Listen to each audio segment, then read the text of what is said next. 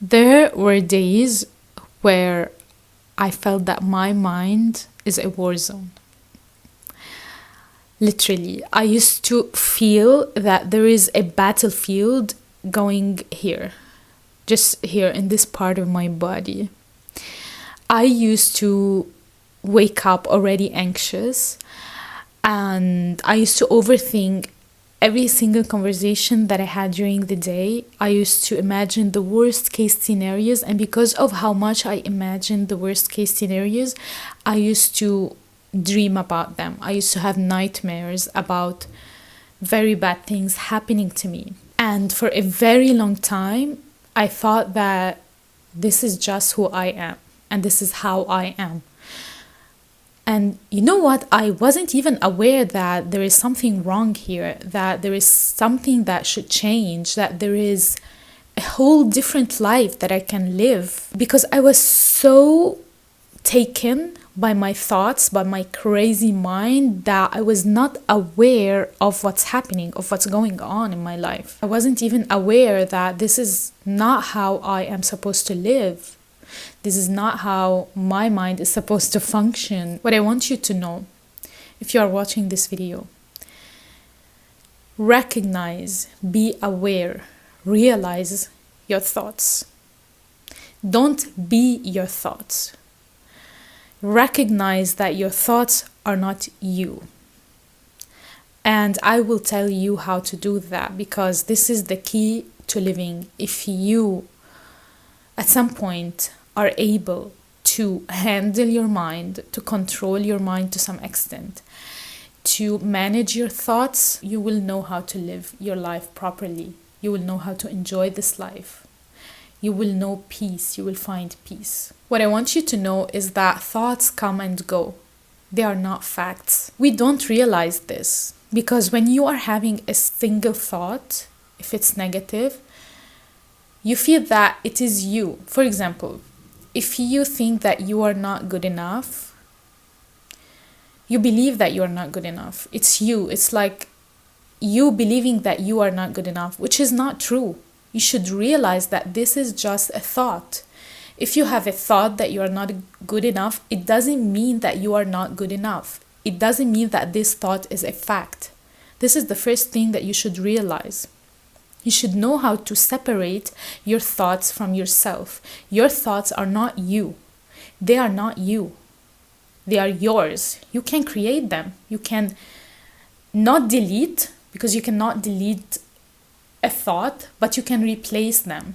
When you are having a negative thought, try not to identify it as negative. But I mean, if you are having a thought that is giving you anxiety, that is not beneficial for you, that doesn't help you to grow or to create or to evolve or to be excited, you can replace this thought with a thought that can make you feel those good things like excitement, joy, peace, happiness, whatever. In order to do that, you should, of course, you should have studied yourself enough to know what makes you happy, what makes you fulfilled, what can bring you excitement and joy and peace and all those things. But if you still don't know, there are things that are helpful and beneficial for everyone, such as sitting in nature, painting, even if you cannot paint, just coloring, doing those simple acts, thinking about those things, thinking about people that you love, thinking about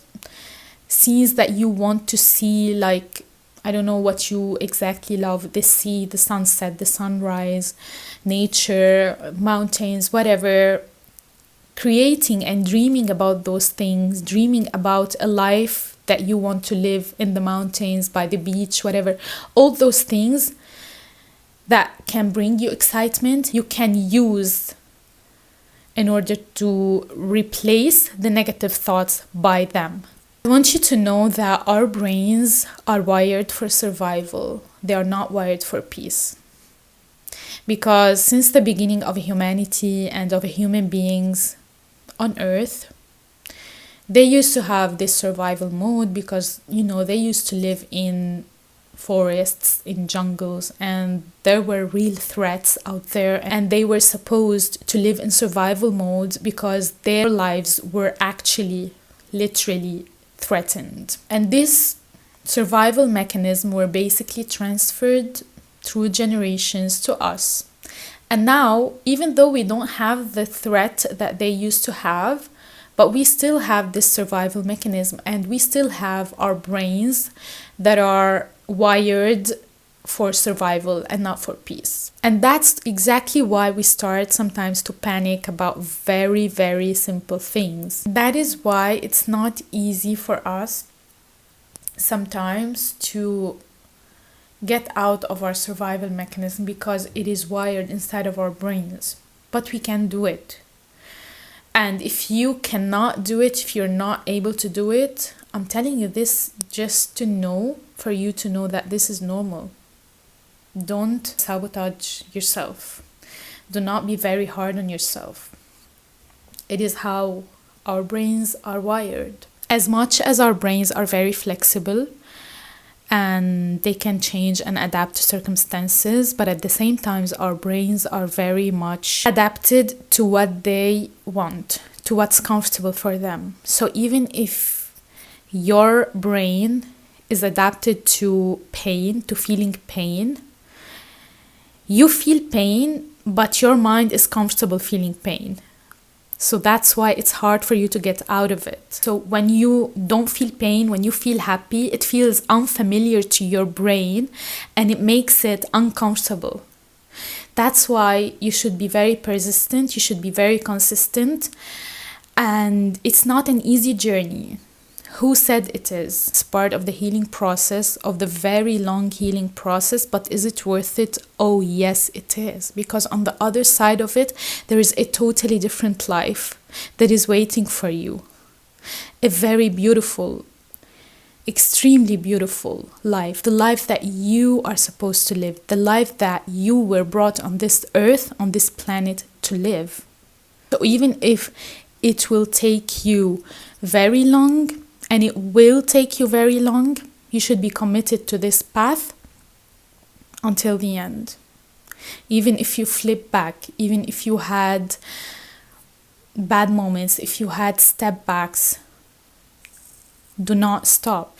Keep moving until the end. Another thing that I want you to know is that most of your thoughts are just programmed thoughts. They are old programmed thoughts and they are not the truth. Some of our thoughts are even transferred from our parents genetically.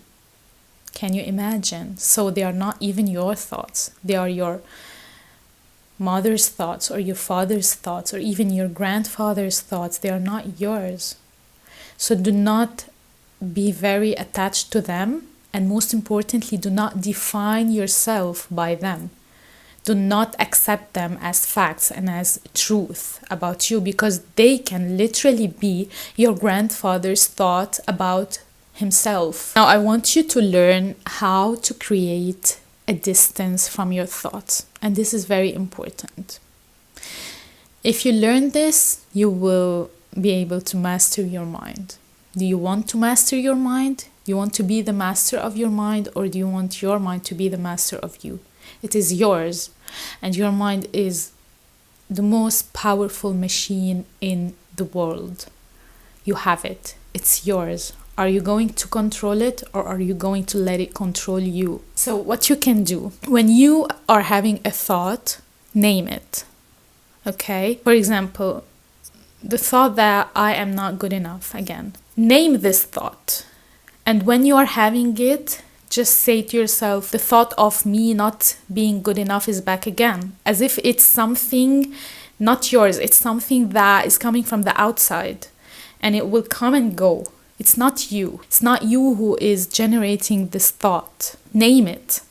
And recognize that it has a name, it has an identity, but it's not you. Another thing that you can do is to use the voice in my head is saying this instead of I think this. Create a distance between you and the voice that is inside of your head, inside of your mind.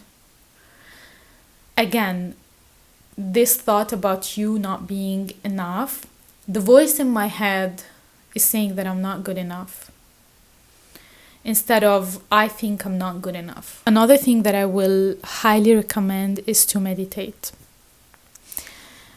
And what is meditation? It is basically sitting in silence and watching your thoughts.